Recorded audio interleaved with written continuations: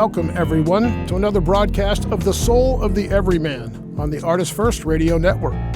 All past shows are archived. You can find them at ArtistFirst.com. And now here they are, the hosts, Michael and Margaret Lyons. The hosts. Here we are. Here we are. The hosts. I feel somehow like we're on the menu. Thank you very much, Z-Man. And we are the hosts. I am Michael Lyons. And I'm Margaret. And she's Margaret. And you're you people out there. And now we've identified everybody. And tonight's show is, I think it's, as all of our shows are, it's going to be our take on something interesting. And the interesting thing that we're going to take our take on, take, is faith. And faith is one of those words when you say to people faith, they instantly blanch and walk away quickly. Because they're like, oh no, they're going to ask me for money. We are not going to ask. We are not going to ask you people for money. Faith is a word that has gotten conflated, I think, Margaret, very, very strongly with religion, and it doesn't deserve that. True. It's come to mean that in just the vernacular.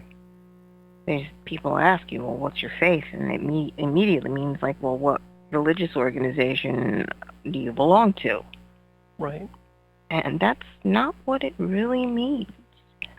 No, it's not what it means, and it's not that that's a bad interpretation of the word faith, but it's become the only interpretation of the word. So another sort of variation of that word is the word faithful. And when you say faithful, people think of, their loyal dog Spot, or, well, you think of something which faithful is a word which doesn't have those necessarily those kind of connotations or overtones of strictures and religion and all that sort of stuff. You think more of something which will be true to you. Faithfulness is being true, being forthright, being loyal, perhaps.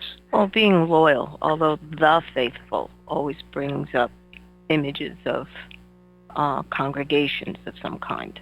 So, I don't know. It depends again on the interpretation, but it's a good thing that we need to qualify exactly what we mean when we say faith. Mm. Well, and you're absolutely right. The faithful, as sort of a noun or as a group noun, is always talking about sort of a believers in a particular religion or a sect or whatever it is. But so we were trying to kind of divorce these things, kind of tease them out, and so what we wanted to explore was from the concept of faithfulness. There, you also have kind of drops right out of it is the concept of trust, and you can faithfully execute a trust, and somebody who's sort of trustworthy, you can say, well, they're very faithful. So faith has this kind of trust component, and I think that's the base of the concept. Is true faith doesn't have a lot to do with religion, nor does it have a lot to do with congregations. It's really a very individual kind of concept, and we're going to drop something on you here. There is no we or congregation in faith, but there is an I. There is an I, yes. And it's right in the middle. And if you go to our website, if they're scurrying around in the background, it's not up there yet, but it will be soon. We put up this awesome graphic that's just like awesome. That has the word faith, but it's been strung out over this slack line, and there's a person in the middle taking the place of the I, and that's that's sort of a seminal thing to think about when you think about being faithful. Faithful is not something you do en masse. Although that's what people have tried to do, and it's sort of blanketed the true core meaning and dedication of a soul to what faith actually is, because your faith walk is always singular.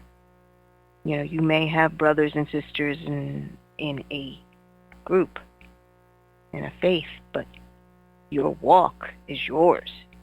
And you must understand that it's all from you and from your choice on what it is that you are faithful with, faithful to, faithful in your heart. Because faith begins there. You know, it's not this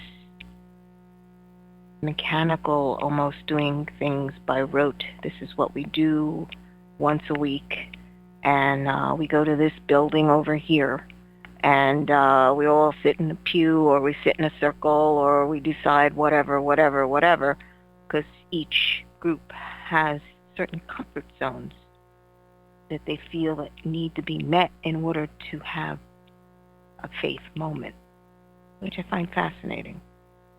Well, and I think walking back from that, because that's kind of the truth of what faith is that it is an individual act, and so when you are said to be acting faithfully or holding faith, you do it as an individual with an individual choice.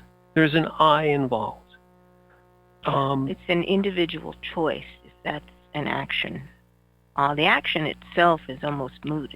It's really what the choice is for you, and what you decide to hold in your heart and follow through on. Again, acting on faith sort of gets confused with, well, what are the rules of behavior? And it's like, no, you don't understand. That's not what this is about. Exactly, and that's where, you see, this is one of those great words. It's like a giant word tar baby that gets everything stuck to it.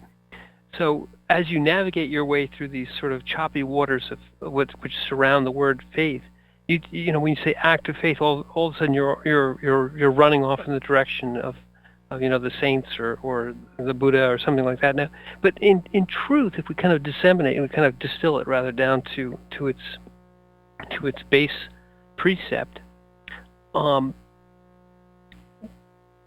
meaning. The core meaning is again a choice, and the key part about this choice is that you can choose to be unfaithful. Right. So, and I think that in between, or rather what precipitates the choice, is some sort of test. And I think that's where we all run into we get off into these rules and regulations, but it really comes down to is you as an individual are presented with a choice, and I'll extend it one step further and say, I would say it's almost always some sort of a moral choice, a choice about right or wrong. It's not necessarily, you know, writ hugely and largely good or bad or evil, but I mean, it's truly sort of on your own, in your heart. Do I do this or that? Do I do something which I consider right or wrong? And therein lies the core of the choice, is the choice based on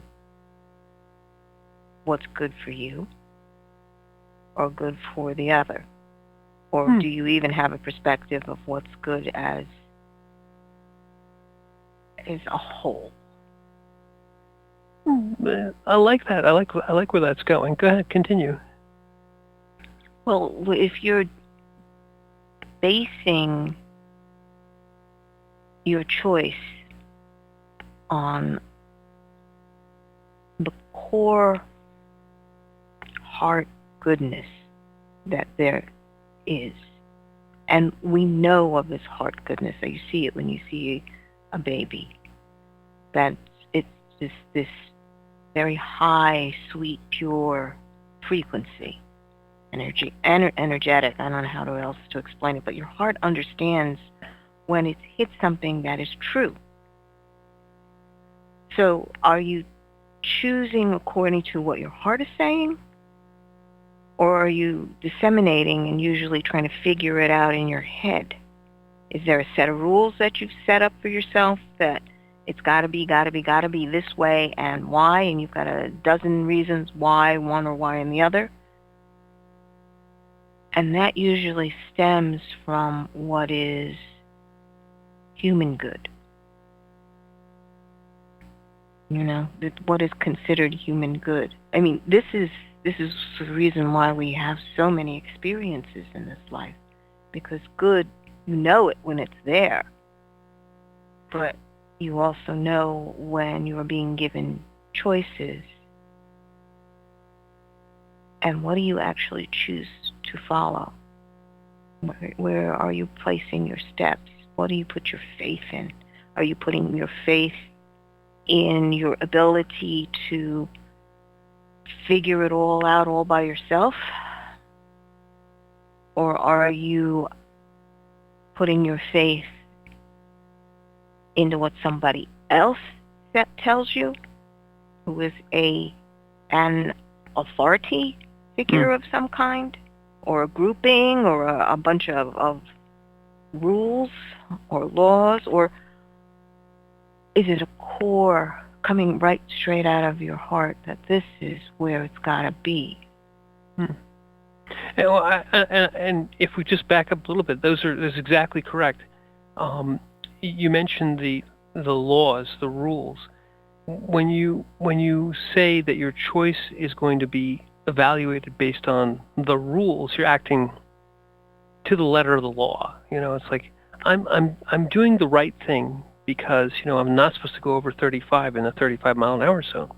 It's sort of a moral choice, but not a great one, or not a very significant one. And then you can also sort of always, like you say, sort of externalize your choices into, am I following what are the outside rules, the outside laws, if you will. But I think when you're talking about a test, an individual test, a test which is a little bit more significant, it does usually come down to the other two things that you mentioned, that is it good for me, or is it good for the other, or is it good for us both? But let's just put it back into sort of the context of is this a choice that I'm making, which in essence is a test, do this or do that, and is this choice that I'm making going to be right for me, or right for something outside of me, other than you, and to some extent, faith comes in. Your faithfulness comes in when it may not be apparently good for you, or obviously good for you, but yet you've made what I would call a promise. You've made a commitment. You've said, I will do X, Y, or Z for this other. And then there's a test. Well, there's only one cookie.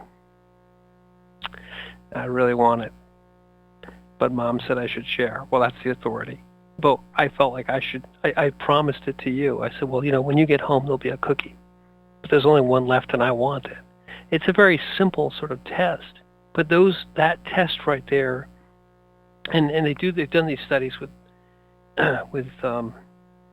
younger children where they in essence do that. They kind of put something in front of them like a cake or a cookie, and then they kind of leave the room and say, well, you mustn't touch the cake or the cookie because you'll have to share it with somebody else, and if you take it all, they won't have any. But you leave them alone with this sort of moral dilemma. No one's going to be watching me.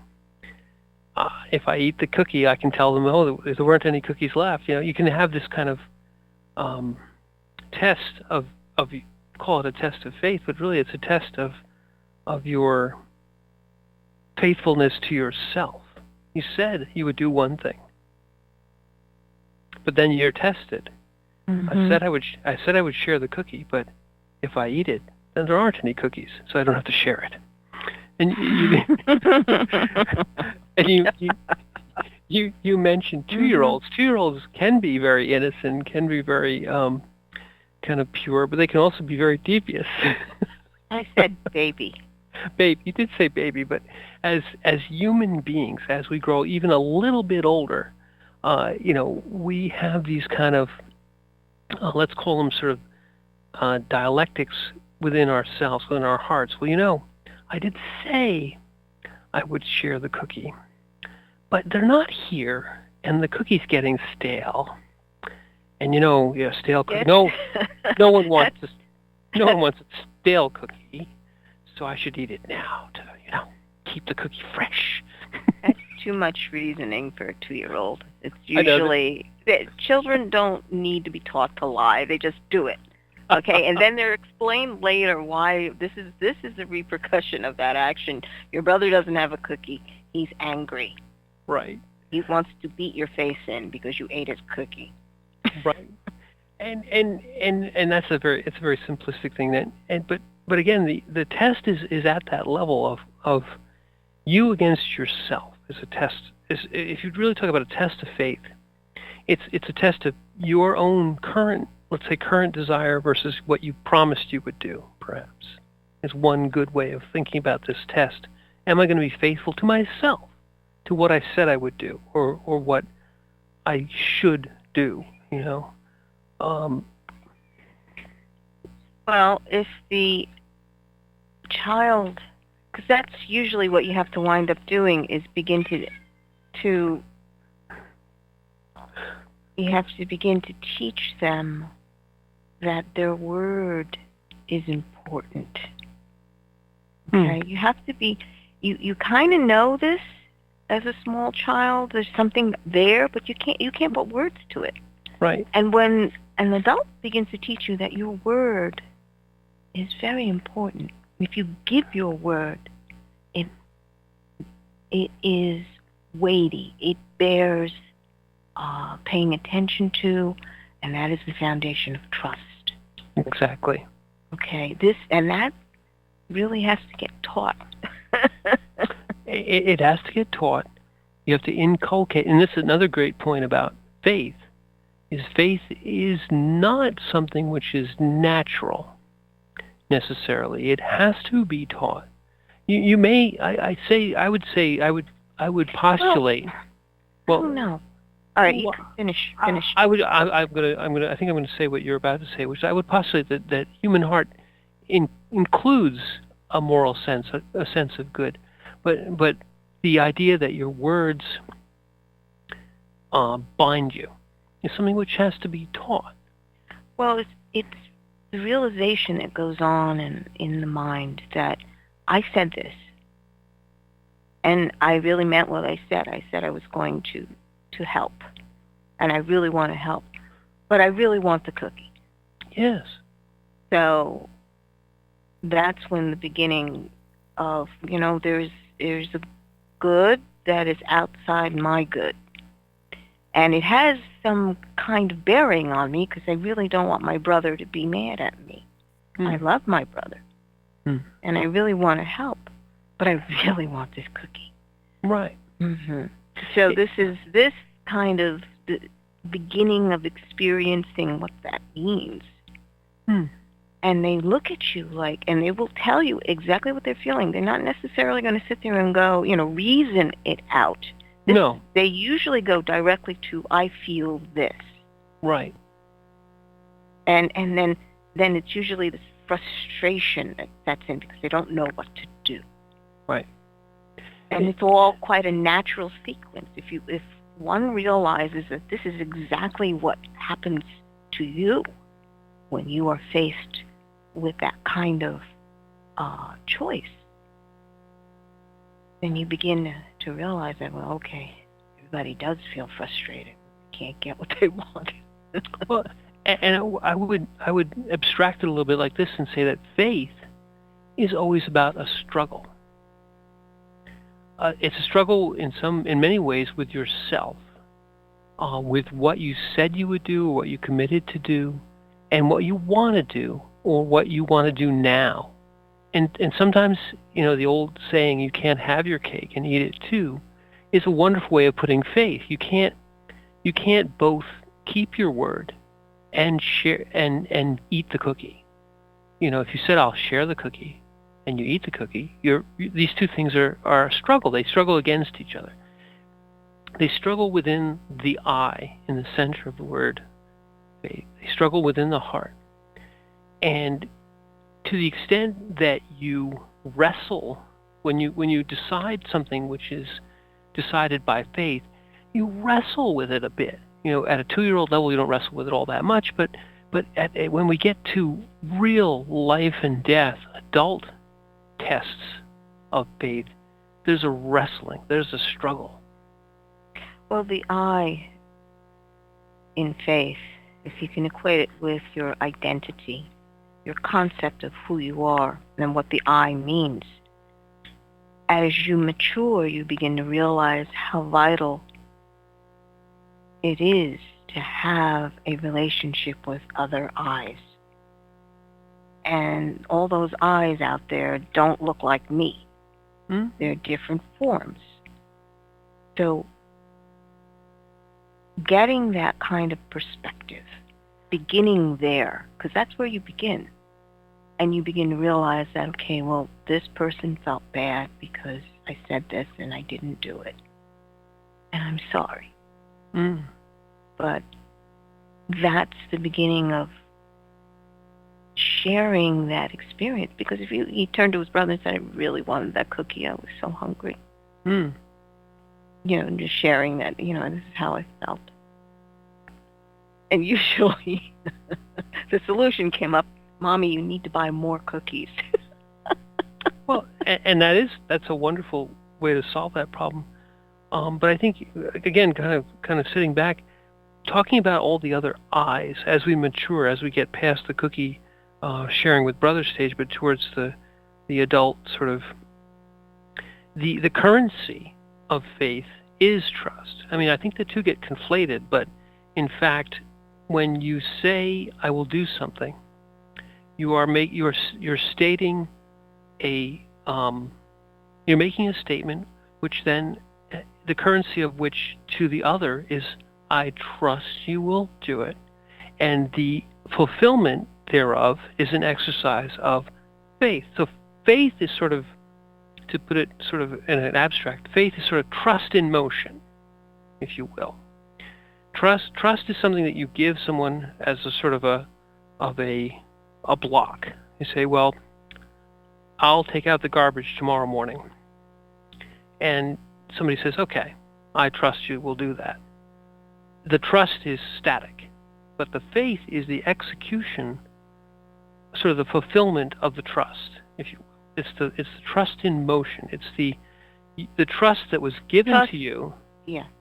Has to be covered by the faith that you will have done the action, and that you, in essence, you meet trust with commitment, and you fulfill commitment with faith. So trust is sort of the currency, or the beginning. Trust is the act of faith. It is the completion of it. It is the verb to the noun.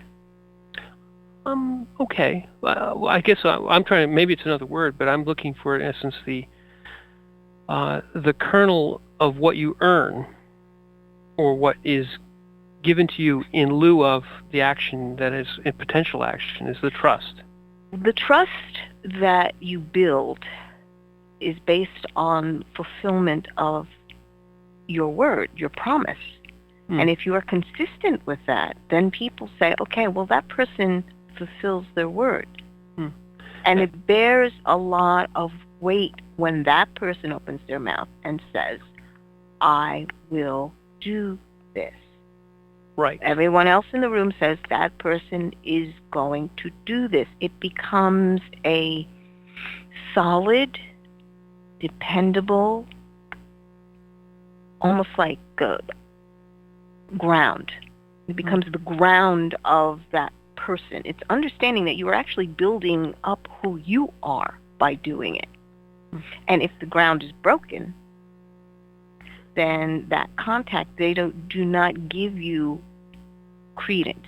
They do not give you weight. They just say, okay, well, that one's blithering. That's like, oh, yes, yes. Talk. Yeah, that it has nothing. This one will echo all kinds of sounds.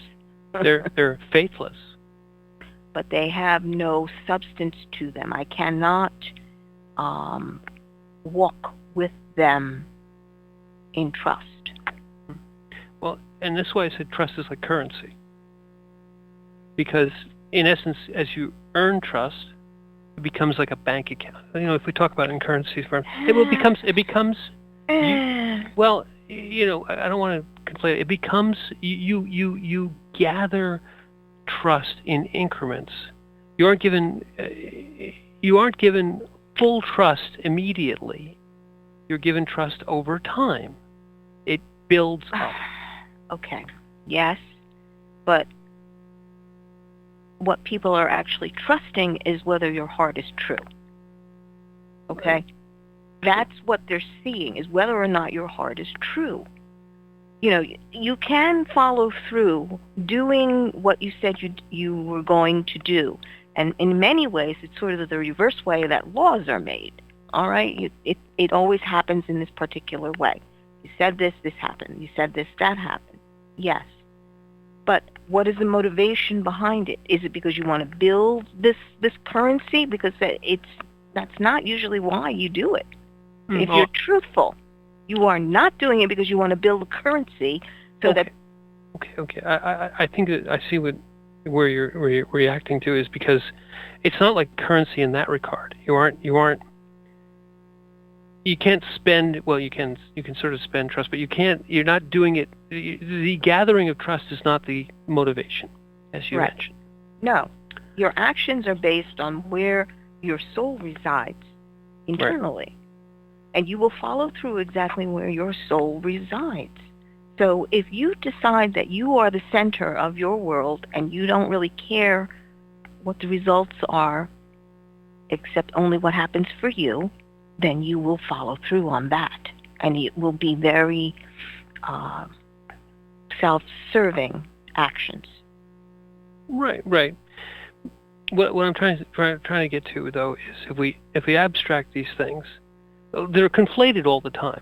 Trust and faith, and I think at the end of the day, faith is a reflection of who you are internally. Just as you said, if you're a self-centered person, you don't have trust is something you earn.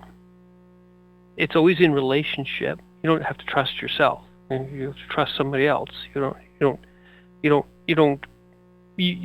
have an implicit trust in yourself, but others have to give you their trust. They have to.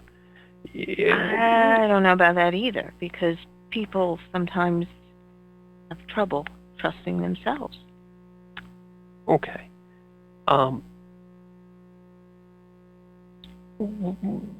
Maybe the word is the problem here. Maybe we can try to abstract it further.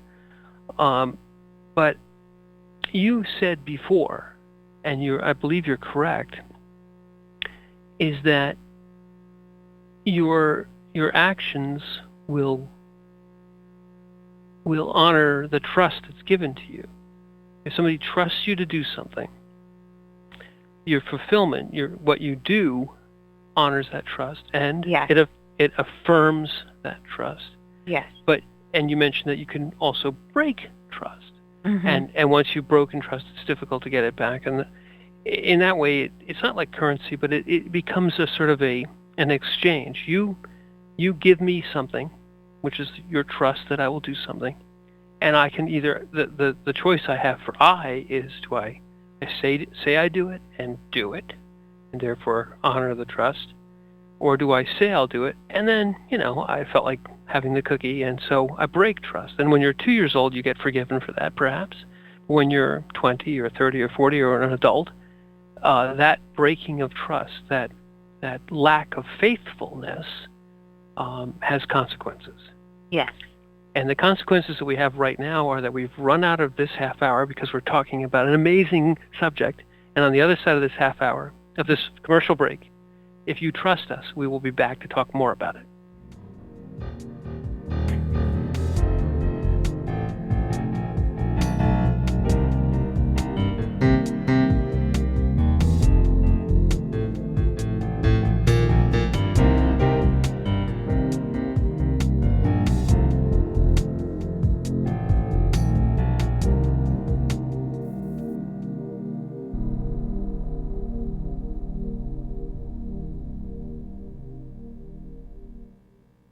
The Fat Man Gets Out of Bed is the latest book from Michael Lyons, the award-winning author of There is a Reaper.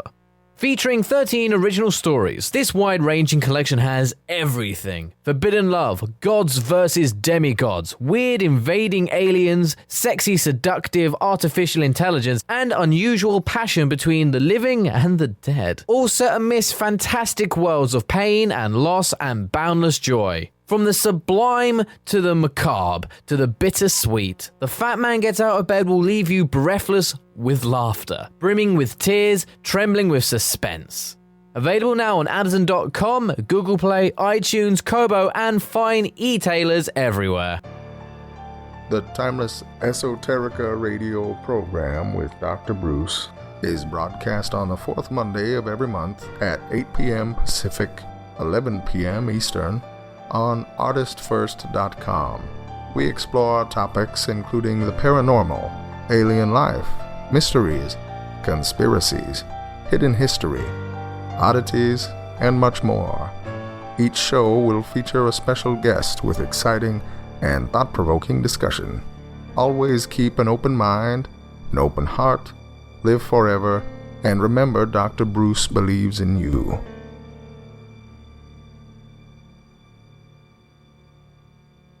Taking God on Patrol is a first-person account of the world of law enforcement from the perspective of a Christian police officer in the fourth largest city in America. From speeding car chases to the crossing of the thin blue line, author Mark S. Cariner seeks to find God's biblical truth in a behind-the-scenes look at law enforcement. And check out Mark's newest book, The Tactical Heart. Both are available at Amazon.com.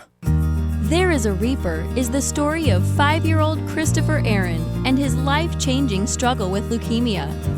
Winner of both the Indy Bragg Medallion as well as the reader's favorite silver medal for memoir, There is a Reaper has more than 100 Amazon book reviews and a 5-star rating. It has been described as life-changing, spiritual, a must-read. Just released on Audible and iTunes, this memoir is also available in paperback and on Amazon Kindle for only 99 cents. Get your copy of this life-changing memoir today.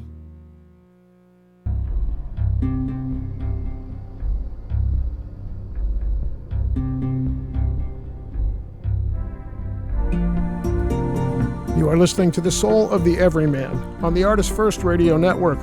Send your questions and comments into dj@artistfirst.com. Now back to your hosts, Michael and Margaret Lyons. Thank you very much, C-Man. And see that? Your trust was well-founded. Yes, indeed. And so, with great faithfulness, we will pursue the rest of the next half hour of this conversation. As you may have, unless you missed the first half hour, or rather, if you did miss the first half hour, what we're talking tonight about is faith. And just quickly, faith oftentimes gets sort of conflated with religion, and our take on it is much more along the lines of sort of distilling it down or bringing it down to sort of the word, the base concepts, and what faith, the way faith and trust, those two words sort of operate together. Mm-hmm. And trust really is the follow-through of having faith. And we had said in the previous half hour that it really is what you are faithful to or with in your heart that dictates the expression of trust that you put into your life. Mm. In some ways, I think, Margaret, it defines you. As you grow into maturity, your actions will tend to accrue from others, or you'll tend to accrue trust from others based on your actions. It's a very simple thing. When you're employed, your employer trusts you. In some cases, a lot. If you have a very responsible job, a job like a doctor or something, where the patient, the person whom you're treating, has to trust you a lot. They have to trust you to the point where they put their life in your hands.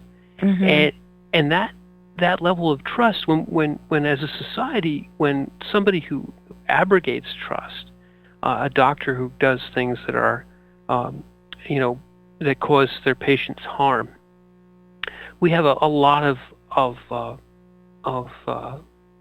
sort of reaction to that, negative reaction to that. We say, oh, that person must be a horrible, horrible person, because we all can identify with the level of trust that we will give to a person who is going to treat us for illnesses, and we can feel how terrible it must be to give that much trust and have it violated. And I think some of the things that happen to us in our lives that are very, very significant, that are very sort of crucial points in our lives, are all centered around whether our trust was honored and fulfilled, or whether it was broken. When we have somebody who we trust very, very, very strongly, and that person fails us, it could be a love relationship, it could be a friendship, it could be something, we feel betrayed. Our trust has been betrayed at a basic level, and you feel wounded. You may not be physically wounded like a doctor who you put your life in his hands and he screwed something up and you end up with 4 toes instead of 5. But your heart is wounded. Your trust is something so precious that you give it, and if it's not honored, if it's not honored with faith, and that your trust is that the person who you trusted performs what you asked them to do, or what they said they would do faithfully, that breaking of trust wounds you at a heart level. Because the first reaction usually is, who are you? You're not the person I thought you were. Exactly. And it has a lot to do with your identity. Again, we're going back to that. Your concept of who you are. And what that comes right down to the foundation of if you as a person are trusting yourself. You said it, ground. So, being faithful in a relationship is the biggest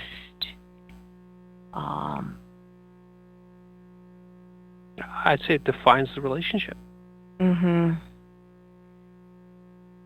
This is the reason why oaths used to be considered more, what would be the word? If you gave your oath to someone or something, it was more than just giving your word. It was basically saying, I will die first before I break this oath. I will shed blood first, because usually blood oath. Right. And that's what it means. My blood will shed first. I will die first before I break this.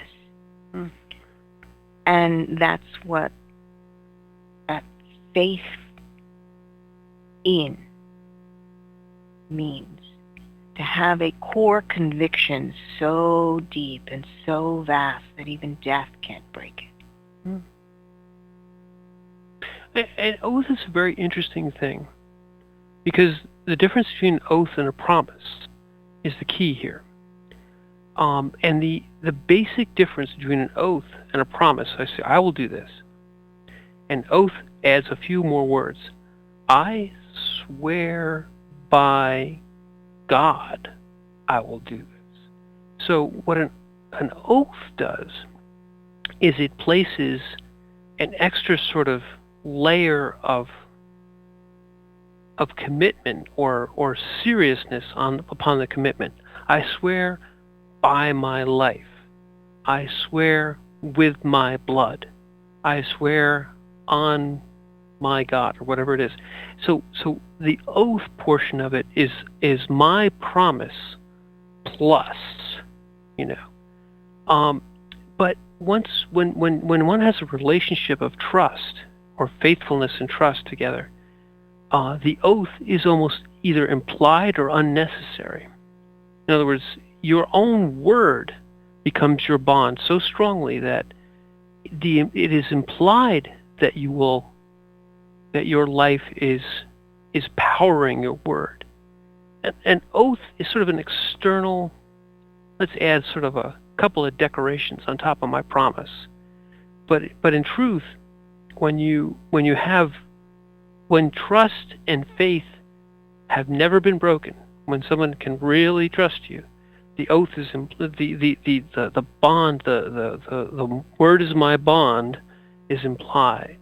So oaths are interesting from that point of view. They're sort of like calling to witness. Well, yeah, that's really what it is. You're calling God in to witness that this is going to be the promise that we keep with each other, for each other, through each other. Right, or blood oath, Well, it's just that it creates that union of, how do I say this? It's like in a marriage, the husband and the wife, when they are together, they form the marriage as a being, or almost like an entity unto itself. You basically both give towards the marriage. That's the whole idea of it. Now, what actually happens is vast, but the core of it. Well, but that's a wonderful, because there's another word there. There's a word called the vow. Mm-hmm. Now a vow is not an oath, and the difference between a vow and an oath is this: a vow is you promise to another. An oath is you call in a witness who's a third interested party, let's say. The blood, the life, the God, whatever it is, there's an oath. Now, sometimes... Whomever. Whomever, because it's always a being that does it. It's not just, something. Right, it's a who, not a what. But the point here is that both vows and oaths are usually done publicly. Vows and oaths are witnessed.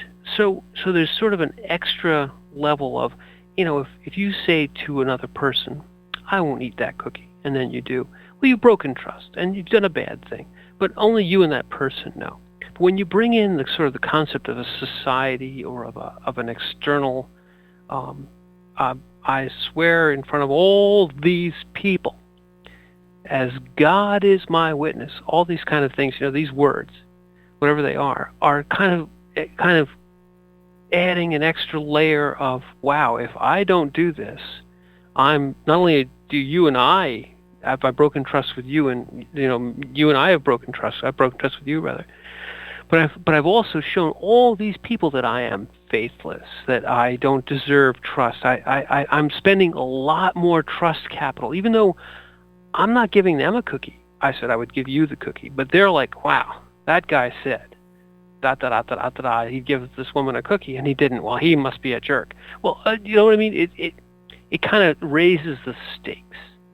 So, well, if you think of it in terms of the eyes that are on you, all these eyes are witnessing what is happening in front of them. And that is a core need to be seen. I mean, every human being has this need to be seen by another. And you see it again in small children. They just love it when you're looking at them, because they just look at you with everything they are. If you look into a baby's eyes, they're all there. They're not hiding anything. Right. But that's what the core need is, to be seen. Mm. All right, and to be seen as someone whom you value, who is loved. Okay? And when you're talking about vows and oaths, and there's a whole grouping that is watching you, seeing you, it's that kind of a mirror thing. Mirrors back to you that you are faithful. Or not. Or again, if it's broken. And that's where the feeling of shame comes in. Exactly. And shame is a lovely word from that point of view, and it's a terrible thing to experience, but shame is something which you can obviously be ashamed of yourself if you break trust with another person. You can be ashamed of yourself to break trust with yourself, but once you have sort of a public vow or a public oath, so now you've involved a whole bunch more people. It becomes, the shaming becomes exponentially greater. So, or obvious. Or obvious, and to the extent that people live their lives in public anymore with the social medias and all these things, there's risen this sort of, and this is a digression. Maybe we'll have another show about it. But the digression would be that this sort of idea of the public shaming of someone, or the the unwarranted shaming of someone, using this sort of public forum to bash somebody who doesn't deserve it, has become sort of a thing these days. It happens. Teenagers end up doing this to each other, or picking on people in this sort of almost global forum. Horrible. When you put yourself out, when you put something out into this media, oftentimes your sort of trust in the goodness of the people who will see this is broken very rapidly, or can be broken very rapidly. So some of the sort of bad things that are happening today with media have to do with the fact that people, when they aren't held accountable for that shaming aspect. Here's what I mean. When you would have an actual physical interaction, a group of people who you make a promise in front of a whole bunch of people. You say, I'm going to be faithful to this person, this woman, this man. And, then time goes on and you break your faith, and you're now shamed by the fact that you brought shame on yourself and on your family and all these things. These are things that are from our society. But now the shamers can use this weapon of shame without it actually being warranted. And so you can feel called out and shamed when you did nothing wrong, or your misinterpretation, whether willful or not, kind of evokes this. So we break the connection between a vow, which is also held in trust by the people who are witnessing it. They're saying, well, we saw that this promise was made, and so we're kind of holding that piece of the trust for ourselves too. We're going to keep an eye on these people and make sure that things happen well or don't. Now it becomes sort of a club or a cudgel that you can use against people and cause them pain and hurt and unwarranted shame. And I don't want to digress, probably gone too far on it anyway, but it's something that it's a different way that trust has been broken. You can't trust that your promises made in public are actually being appropriately witnessed. Well, the accountability aspect of it, because it was considered a support system Exactly. for an individual, for a soul and their development. But when shame is used as a method to control people, to make them, because some people just want to make you feel bad. Right. Yes. All right? And that's where the trust is broken, because you understood that the witnessing had to do with the fact that you are trying to help build up this relationship, whatever this relationship happens to be unfolding in front of you. You're not supposed to be the judge of their relationship. You are only supposed to observe and help if you can. But people want to go the other way. That's, again, going back to, well, my identity, my opinion is the most important thing. They said that, so I know that they did wrong, and so therefore I'm going to. And you're like, well, how is this helping anyone except you? Yes. You've become the center, again, of something that you were asked to witness. And understanding that what that witnessing is. It's not lying about a person. It's observing exactly what is unfolding in front of you. And basically saying, this was your decision. These were your choices. This is the decision that you walked through. Right. I mean, right. You're no longer, the crowd that was a witness is no longer just sitting there saying, as you said, as being an observer, whether the promise is kept. Now they're saying, well, I don't like you, so I'm going to tell everyone that you didn't keep your promise, whether it's true or not. Because that's I get the, I'm getting off on that. But let's run back a little bit towards faith. So I think that the word, sort of writ small or writ large, is incredibly, it's an incredibly important part of who you are and our being. As we always say, relationships are the most important thing. We're down here for relationships. And relationships are built on many things, but one of the things relationships are built on is faithfulness and trust. And without those two things, because they really are two things, you really can't have a lasting relationship. Because if I say, as part of my relationship, I will do something for the other, the one I want to have a relationship with, and yet I faithlessly do not do that thing, and there's no excuse. I mean, yes, maybe something, none of us are perfect. We can't control time or what happens to us.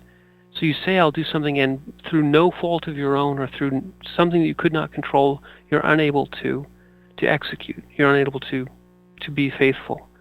People understand that because it happens to everyone. But if your relationship is if your trust is constantly broken, your relationship will soon be broken as well.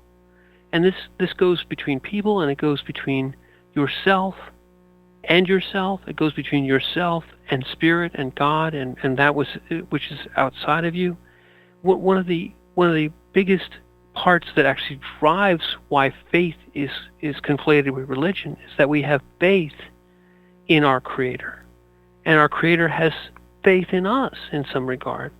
The faith trust between spirit and heart and spirit is the basis of how we relate ourselves back to spirit, back to God. Back to what is true. Because what is true is what your heart responds to. It's not sitting there talking to you and your head voice and your ego trying to reason with you. It knows what it knows. So when it's true and the heart is in harmony with that greater love, that's when those internal battles begin. Because what's happening is you're identity, your ego, is trying to say, no, I've thought about it, and I know exactly how this is supposed to be, and if you're going to be faithful, you've got to do it this way. But the heart also understands that, but you're not, there's no compassion there. Yes, that person may have broken what they said they were going to do, and you both agreed to it.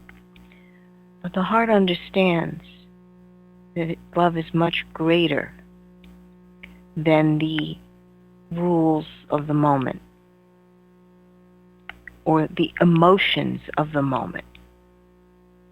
Sometimes people get triggered and they're in anger over something that they, had an issue with as a child. Whatever. Coming back to the state of the heart and making a connection with that greater love. Because love will teach you what it means to love outside of what is humanly possible. Mm. The humanly possible part is like, well, I've gotta set things up a certain way, and then if it works this way, this is the only way it's gotta work. And it's like, no, because you're setting it up a certain way, and those are conditions. Exactly, and I think if you walk back from that, just to abstract that a little bit, what we're saying is that at some level, at the level of heart and spirit, there's a disparity, or rather, there's an imbalance. We are loved unconditionally. We are trusted unconditionally.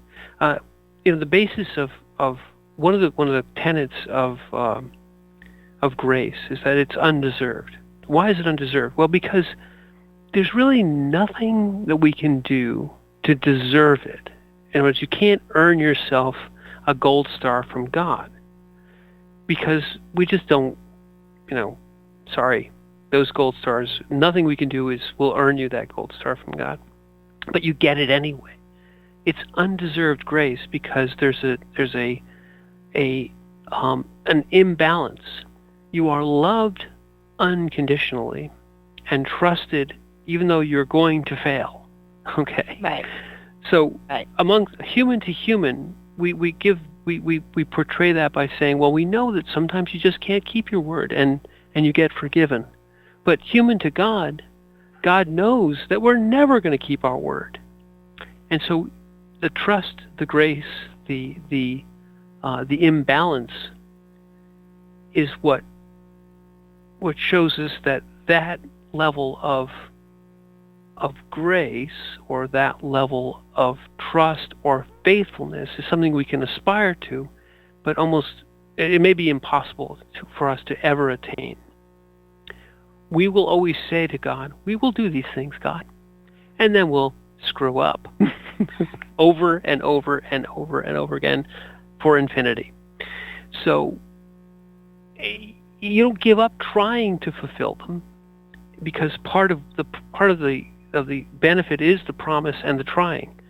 But our ability to give trust and to be faithful is so much more limited than the trust and the faith that we receive. So that's that basis, that sort of the relationship between people can be sort of temporal and limited.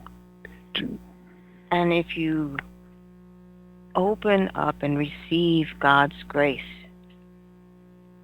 because that is what all this is about. If you just say, Lord, I'm screwed up. Those exact words. I can't do this on my own. I've tried. I've failed and failed and failed. Fill me with your grace. My heart needs to come back to peace and wholeness. And if you open up and receive that, then it is possible. And you receive it with faith. Mm-hmm. You must have that faith. Yes. And I think, in all faithfulness, we have exhausted the second half hour of the show. Okay. So I'm Michael Lyons. And I'm Margaret. And thank you for listening.